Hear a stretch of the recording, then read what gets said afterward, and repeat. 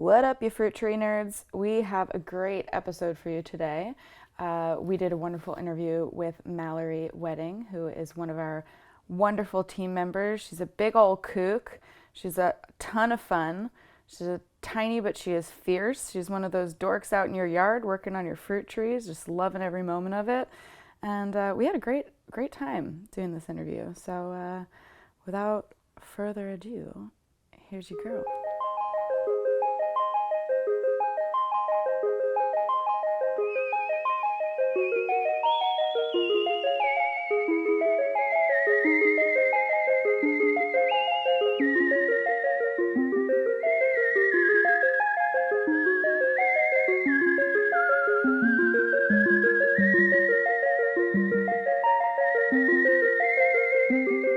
I think it'll be really fun. I think it'd be like really fun.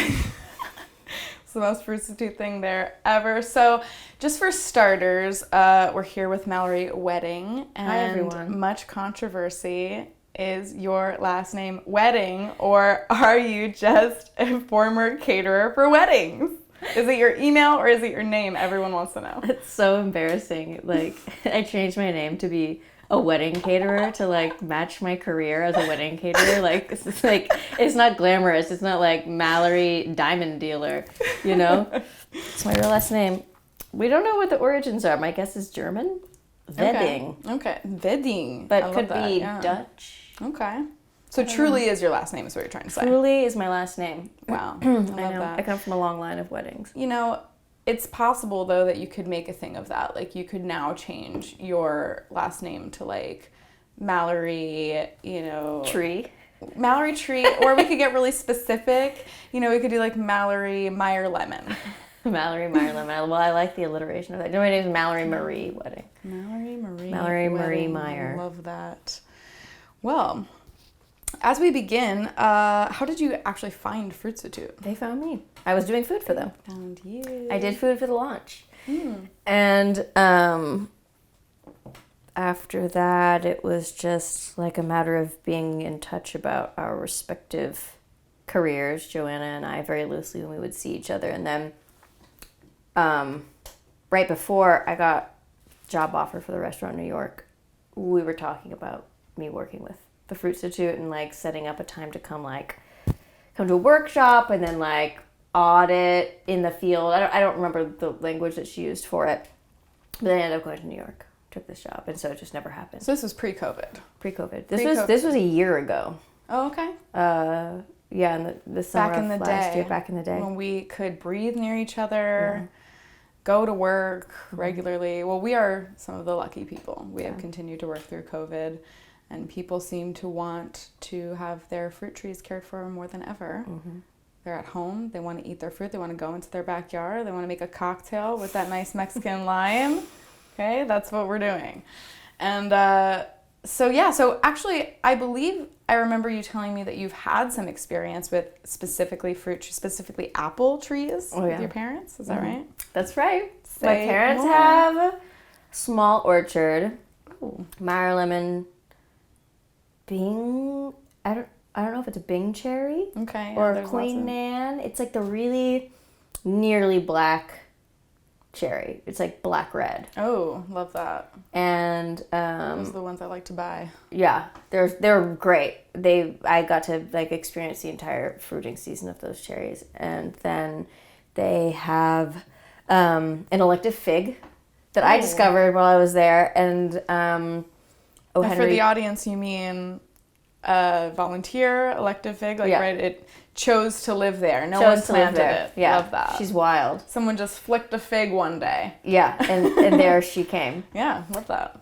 Like on the creek. There's a creek in the backyard, and I said the O. Henry peach and a Fuji apple. And so during quarantine, I was there for 2.5 months and planted them a huge garden, and also kind of started figuring out how to prune trees. But like, there's not a lot of, as we all know, there's not a lot of information online about how to care for fruit trees. So I was like sleuthing around, and I was talking to Allison about it.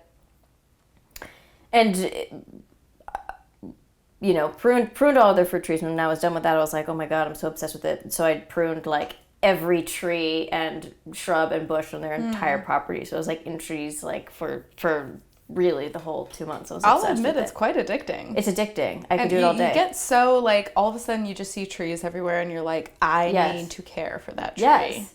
Yeah. And you know, I love the disgusting citrus that you and Joe talk about. Like canopy sanitization is my favorite thing. I want to be in dirty big citrus. Gnarly citrus all day, like meticulously. Girl, I got the job for you. I want that job. I could do citrus all day, every day. Stop it. Have you really gotten into a dirty girl though? Yeah. You gotten into dirty I've gotten citrus. into some dirty girls. Last week, Chris and I, it was your client, the nicest man.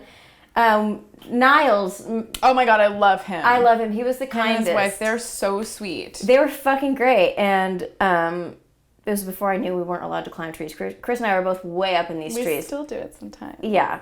Don't tell Joe. I won't tell Joe. It's on the air now. It's been recorded. Yeah, sorry. I didn't know. But Chris and I were tag teaming the whole time. So we were like in these trees together. And it was just like sawing gigantic limbs. And they all, were so neglected. I had like insane scratches and bruises from these boys. I actually love my like battle scars from citrus trees. I know. Yeah. And I got that loquat bruise. And so I'm kind of into it. I like those getting banged up. Those trees were very improperly pruned, as I remember. And one of them was really improperly pruned. Yeah. And as I remember, I said that to Niles. I said, okay, so this tree has been improperly pruned. And he said, that is putting it very nicely. So he knew what he was getting into, and he couldn't actually just believe that we were going to actually do all the work. Like, he thought he was paying just to come get some information, like a consultation on your trees. And then I was like, so I'll get you this estimate. And he was like, so do you know someone who can do this work? And I was like, we're going to do it. We're going to go do the work for you. So cute. Yeah, and he was like, I have complete faith in everything you guys are going to do. I know you're totally equipped professionals. He was just so sweet. But actually, a lot of people who are requesting consultations ask about that. Like, they just don't really know. They don't quite understand. They're just like, oh, like, so, like, what is the idea? Like, are you going to tell me how to do this? Or, like, do you have, can you refer me to people? People don't realize that we're actually, like, the service. Like, the work is the service. And on the other hand, I also get some clients who I show up to their property and they're like, do you know what this kind of tree is? And it's like an ornamental tree. And it's like, sometimes I do know what that tree is. And I'm like, yes, however, I should just like let you know, like, I'm a fruit tree specialist. We're here just for the fruit trees. Yeah. And I can absolutely refer you to Tree Care LA, who is wonderful. They have like a licensed arborist on their team. And it's it's very funny to see the different expectations of what people understand us to be, since it's such a new concept that someone would be specifically for your fruit trees. And I think that's a new thing that's happening all around in gardening. And that's why Sophie's doing so well with her urban gardens, is she does specifically edible gardens. And it's because people are starting to care so much more about their gardens, and they don't just get mow and blow gardeners. They don't just like pick up gardeners. I'm doing hand quotes. I know this is not a video, but I'm doing hand quotes. Gardeners. If you understand the tone in my voice. There's so many people hired to do this stuff, and they do techniques like specific improper pruning to get another job next year. Yeah. It's like, that's what the Nick from Tree Care LA kind of enlightened me to, is that this is like the dirty secret of the arboriculture industries. They make bad cuts and just destroy your trees. I actually didn't realize Nick was such a rare bird, that there are so few certified arborists out there. There's so few people that actually have this information. Yeah. And when I went to a consultation yesterday, and my client was like, someone told me I should really take out all these plants from the root zone, and that the root zone is the same size as the canopy. And I was like, who told you this? This is amazing. I need to know this person and refer them. She was like, she got an arborist to come by. So she did a smart thing. But a lot of people just go, I need a tree service.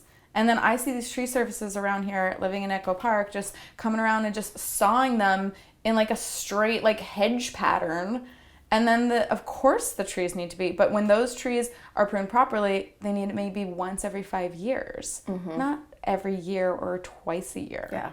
So you got to get people who actually care about trees. Yeah. Or you'll see that other thing. Oh, at at Corey's house that he has all of these.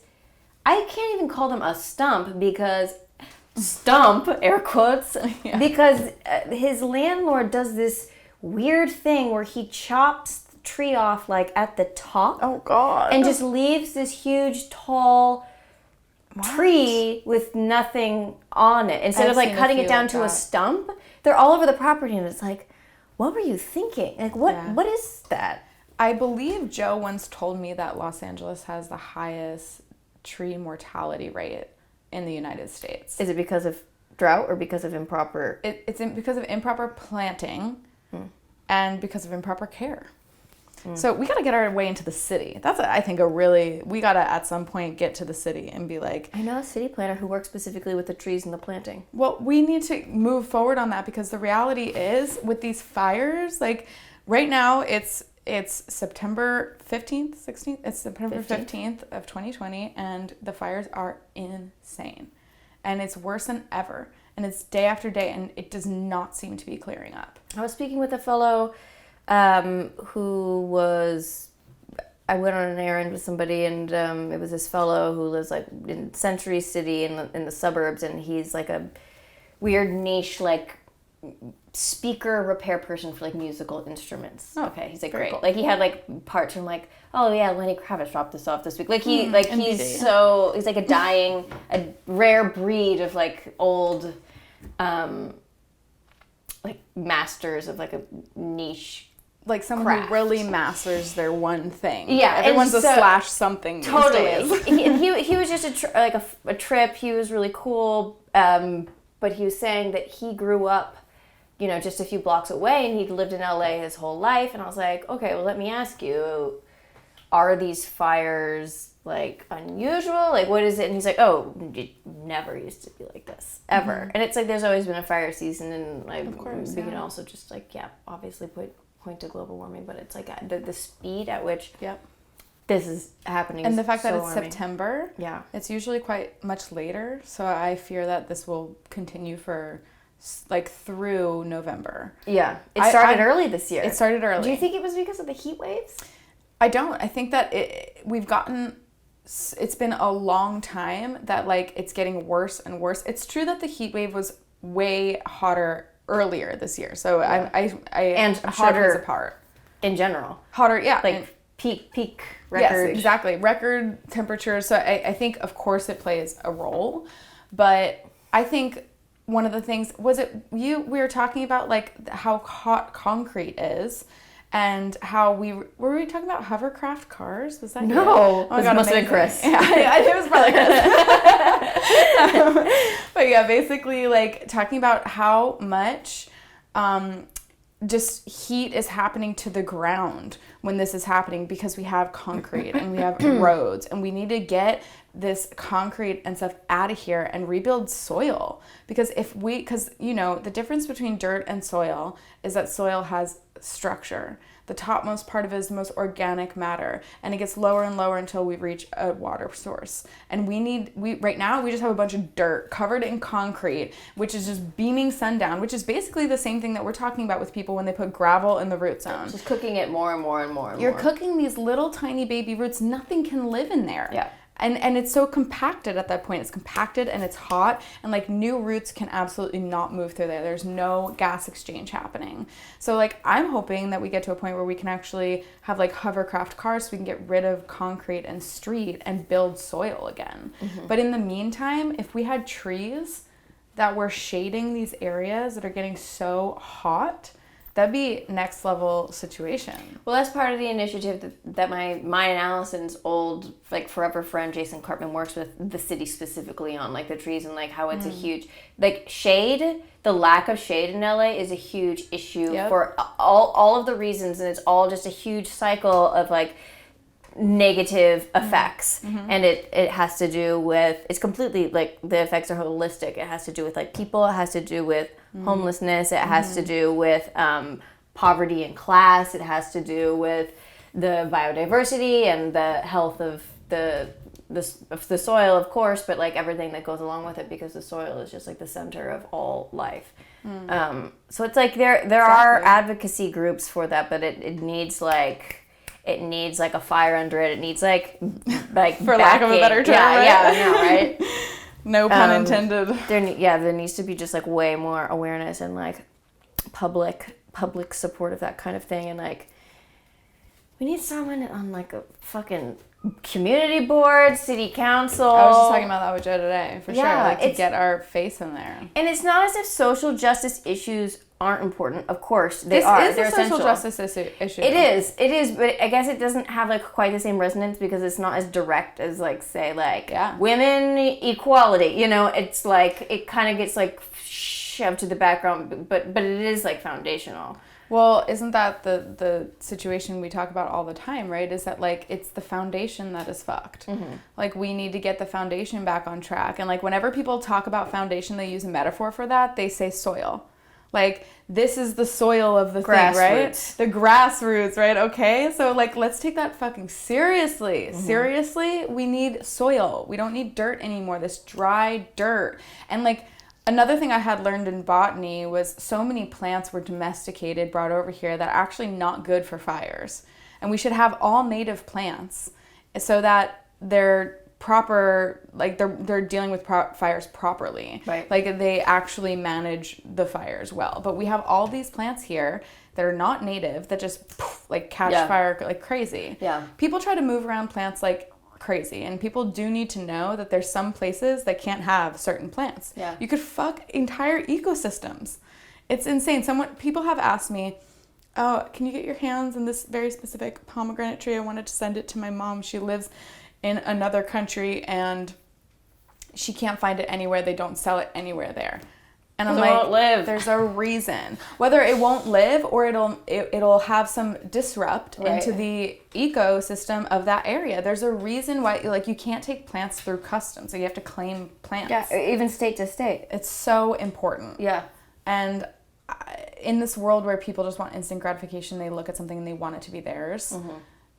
We need people who are willing to have a short-term sacrifice for long-term gain, like a bigger picture mentality, because we're going down. Or just like flip the script on that though. Is like it's not even a sacrifice. It's sort of like recalibrating your like values and your desires. It's like well, this is also beautiful. Like let me tell you why. You know, this isn't like a fucking I don't know what. Like there's so many beautiful native plants. But, and we live in a biodiversity hotspot. Like lots of things can grow here. Mm-hmm. We can make it happen. Yeah. With shade, so much can happen. So we need trees. Big surprise. Yeah, and something that was really depressing after those Malibu fires is like there was like this glimmer of hope. You know, the first rains came like a few months after these fires, and we started seeing in the springtime all of these like sprouting greens. But it's like because the fires have been suppressed for so long, and like part of the reason why the lack of controlled burning and like natural forest fires are part of the problem why they're blazing, besides like global warming and drought. Is that it's like paved the way basically for non-native and invasive weeds to burst up, which is what happened in Malibu. Mm-hmm. They're all non-native and invasive weeds, and they just kind of take over. Mm. Have you heard from Allison her idea about like succulent planting? No, what? Just like planting tons of succulents on these hillsides where fires start, because like succulents, they will like turn to goo and kind of melt before they just like poof, like set everything on fire.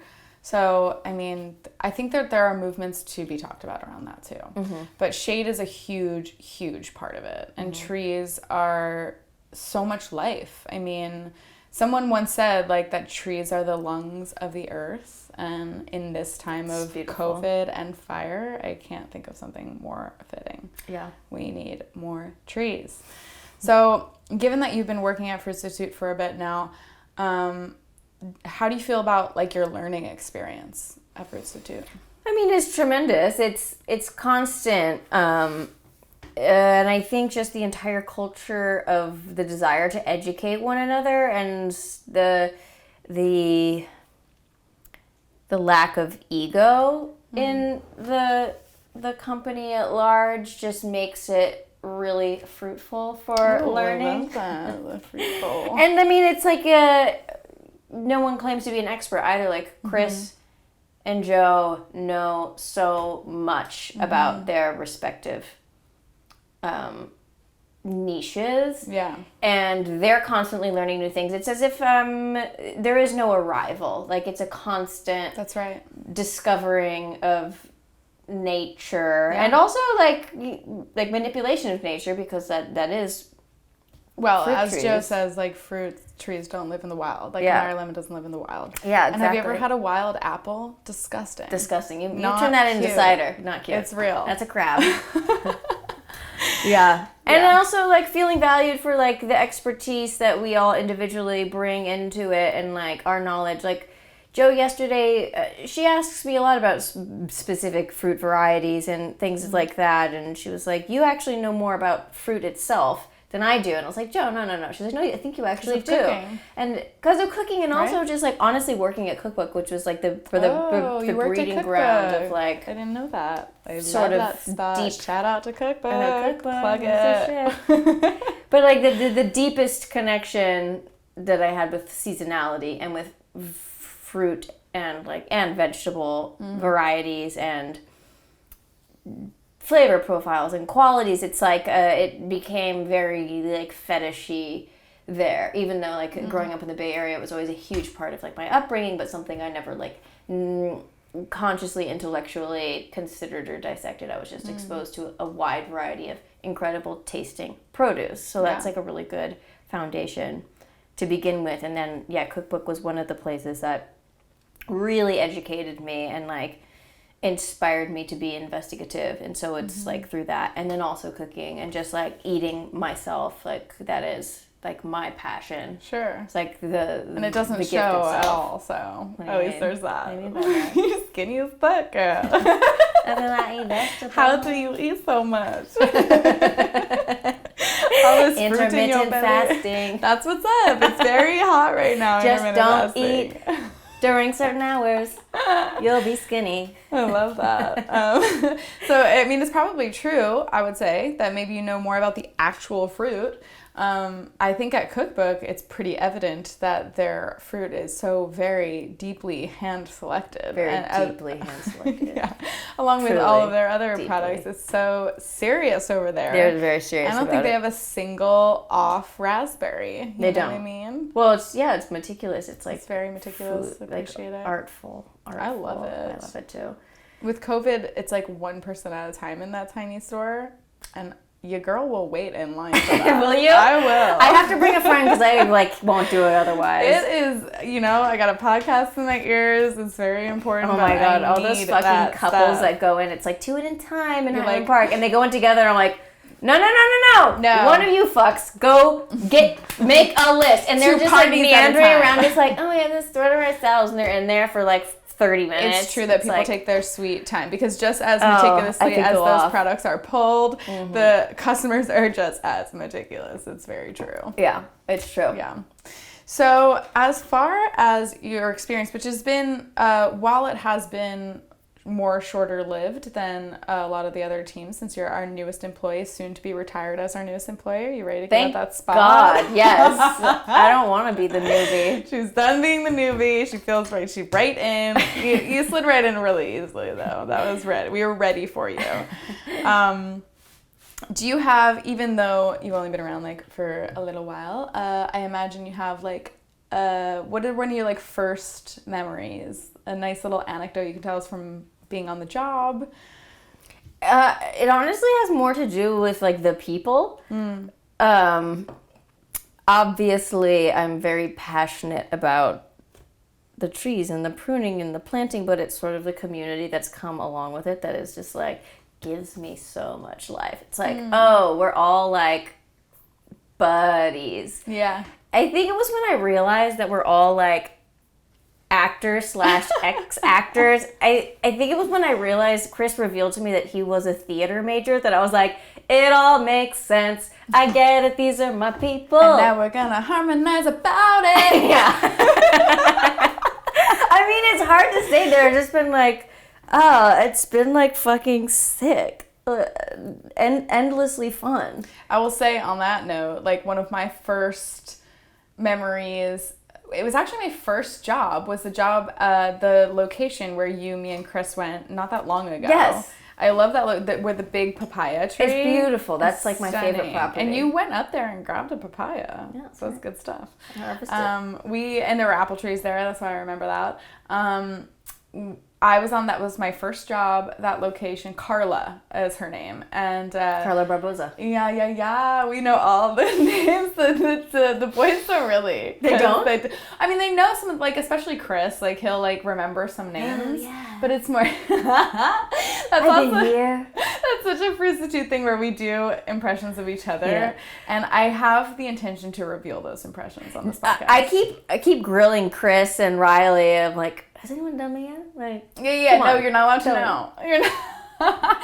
That's the whole thing, is that you don't get to hear. But I'm revealing that on this podcast. So on that note, do you have a favorite impression of a person on the job you like to do? No, I just did Chris. a little bit of Chris. I mean, you probably spend most of your time with him because he's been training you. Yeah, he's been training me, which he is trained like me great. for like 6 months. He's I I told Allison, I was like, he's the brother I should have had. Like, we should have grown up together. You have no brothers? Oh, I've got 2 big brothers, but they're not like Chris. They're not like me. They're not like Chris.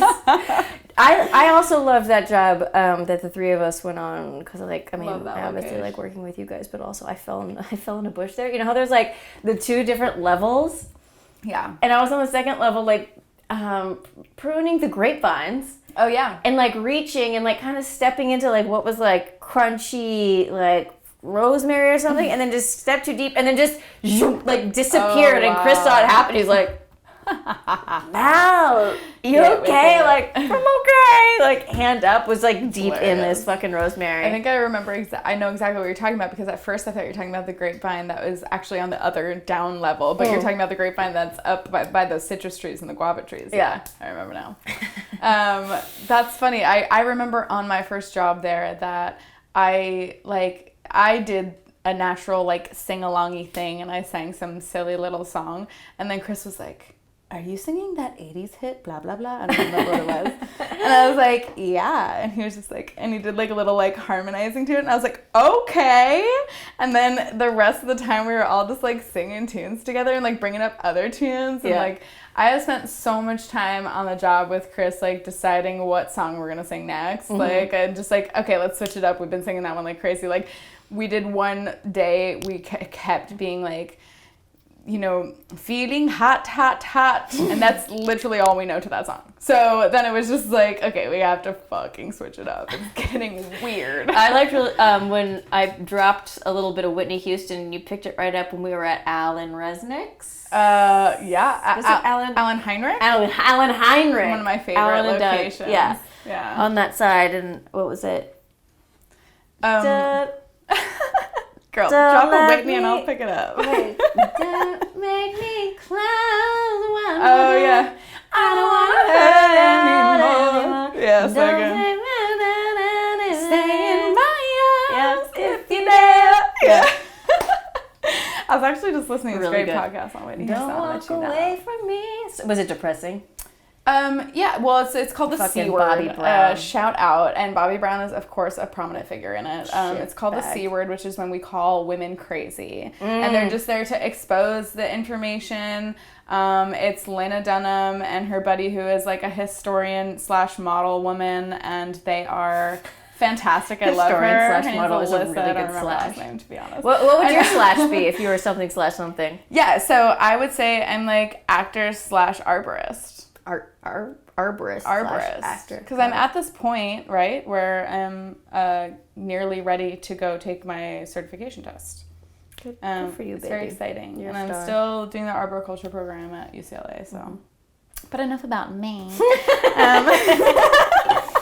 Would you say that you have any kind of like mission statement overall when it comes to caring for trees?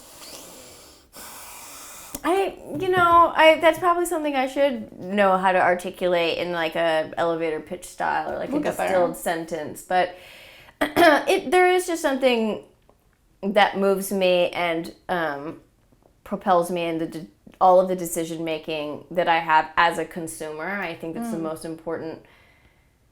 There's nothing more important to me. I think in terms of politics, you should be making financial and ethical decisions in line with your politics. And I think so often there is a disconnect between those two things, and it's like you should vote with your money and you should vote with your action outside of just politics. And so for me, again, like soil and the people who are shepherds of the soil, like biodynamic farmers, like there's nobody that I want to support more than them, or maybe philanthropists who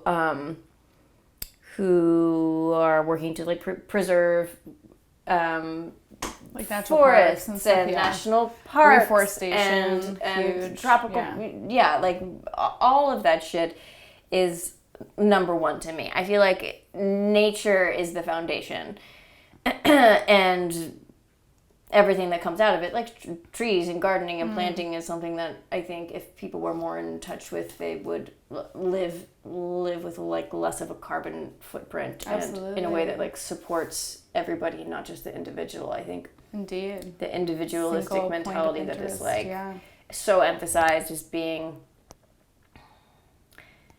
at the peak of the value system, especially in the United States, is a really misguided. In reality, it's absolutely. I love that topic because it's so misguided. I mean, biologically, psychologically, we do not feel safe alone. It doesn't matter that we can go pick up food at any time at the grocery store, that we can go get medicine at any time at the grocery store. Sitting in bed when you're sick and knowing that you have those resources doesn't make you feel better. Exactly. You need comfort, you need humans, you need to look into the whites of other people's eyes. You need nature, you need the air that you get from that nature. Like, we as humans need that. And anything sold to us, individualistic, all that stuff is just to sell more cars and sell more houses and sell more stuff. And I think really like happiness, there's so much happiness to be found in coming together, which I absolutely feel like I find so much at Frustitute with friends. Like, you guys are my friends. Yeah. We're all friends. There's not somebody on the team that we're not friends with. Everybody loves everybody all the time. It's so cute. It's really cute. It's really adorbs. great and unique and lovely. Well, Jo, to be honest, I think has done something really great by the way that she has bred the culture of the company. I've been at companies before where they talk about we're a family, and all I hear is bullshit, right? And like red flag. Yeah. And like with Frustitute, I feel like that's legitimately true. It's legitimately true, and she's utterly amazing, and she's always coming up with ways to improve. Like she is not someone to ever settle at all. Yeah. It's always like, next, more, I better. know. That's why I'm so glad that you had come on too, because you're freeing her up of so much stuff, and I need her to take us to the next level. Yeah. We all do, and that's what she's destined to do in the first place. And I really just think that she's very good at paying attention to what everybody wants and needs. When I went and told her I wanted to do this podcast, she said, if this is what you need right now, we're going to make something happen for you. Let's do something that you can make media for. So I'm just amazing. So grateful. Well, and she's in addition to like all of the education that she's giving us, just, from her own learnings and knowledge, it's like anytime anyone wants to take a course or a seminar or a workshop relating to soil or plants or nature at all, she's like, Frustitute will pay for half of it. She respects that so much. If you come to her and go like, I want you to pay for this because it's important to the job. She's like, wow, respect. Yeah. I love that. It's amazing. So this is great. I think so far we've done fantastic. Just to let anyone listening know, this is our fucking trial, okay? Where it's going to be a little out of order because I felt Mallory was the perfect person to have a trial with. It's possible that's all downhill from here because I think you fucking nailed it. That's right. That's right. Cheers. Even the beer went well. I thought